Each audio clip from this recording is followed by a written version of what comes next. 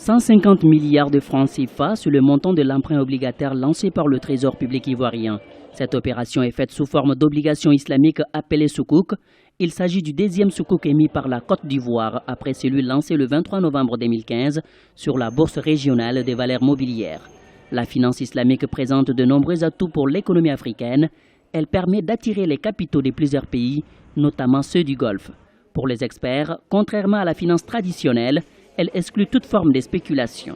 Fort de ces constats, plusieurs pays du continent s'y lancent, en vue de diversifier leurs sources de financement. La Côte d'Ivoire, comme les autres pays d'Afrique, se rendent compte que la finance islamique représente un peu la réalité du marché, qui est que les marchés financiers standards qu'on connaissait ont beaucoup de mal à mobiliser les fonds nécessaires pour des projets aussi grands que les projets de développement de beaucoup de pays de l'Afrique subsaharienne. D'une maturité de 7 ans, cette nouvelle opération s'inscrit dans le programme d'émission de soukouk de 300 milliards de francs CFA entre 2015 et 2020.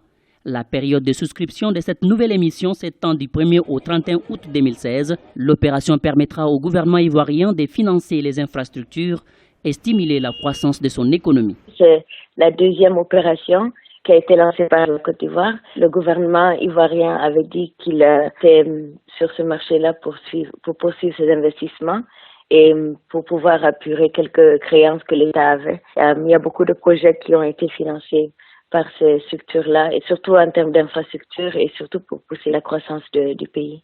Utilisée exclusivement il y a encore quelques années par les pays du Maghreb, la finance islamique occupe aujourd'hui une place de choix dans les actions bancaires des pays de l'Afrique de l'Ouest et du Centre.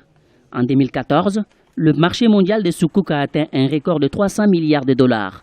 Malgré leur forte progression, les États africains n'ont émis à ce jour qu'1 milliard de dollars de soukouk souverains contre une moyenne mondiale de 100 milliards de dollars par an au cours de ces 5 dernières années.